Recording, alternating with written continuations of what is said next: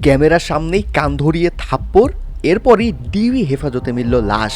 ফরিদপুরের মধুখালীতে ছাত্রলীগ কর্মী ইশতিয়াক আহমেদের মৃত্যুর আগে ঠিক কী ঘটেছিল?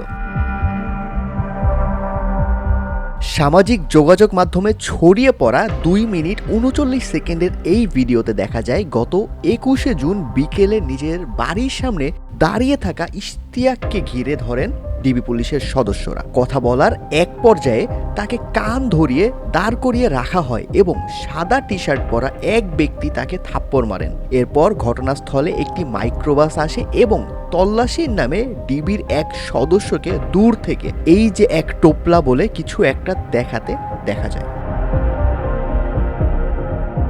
নিহতের মা খাদিজা আক্তারের অভিযোগ, আটকের পর ডিবির পক্ষ থেকে প্রথমে 65,000 এবং পরে সকালে 1 লাখ টাকা দাবি করা হয়েছিল, কিন্তু সকালে টাকা নিয়ে ফরিদপুরে গিয়ে তিনি হাসপাতালে ছেলের লাশ পান। তার দাবি, সুস্থ ছেলেকে ধরে নিয়ে গিয়ে পিটিয়ে মেরে ফেলা হয়েছে।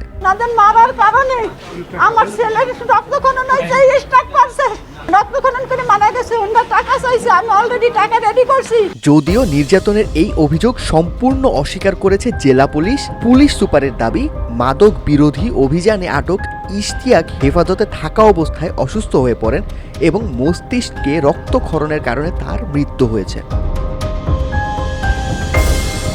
এদিকে ঘটনাকে হত্যাকাণ্ড আখ্যা দিয়ে এর সুষ্ঠু তদন্ত ও জড়িতদের দৃষ্টান্তমূলক শাস্তির দাবি জানিয়েছেন স্থানীয় বিএনপি নেতারাও। উগ্র অভিযানের ধরন এবং হেফাজতে মৃত্যুর এই ঘটনা নিয়ে এখন তোলপাড় পুরো দেশ।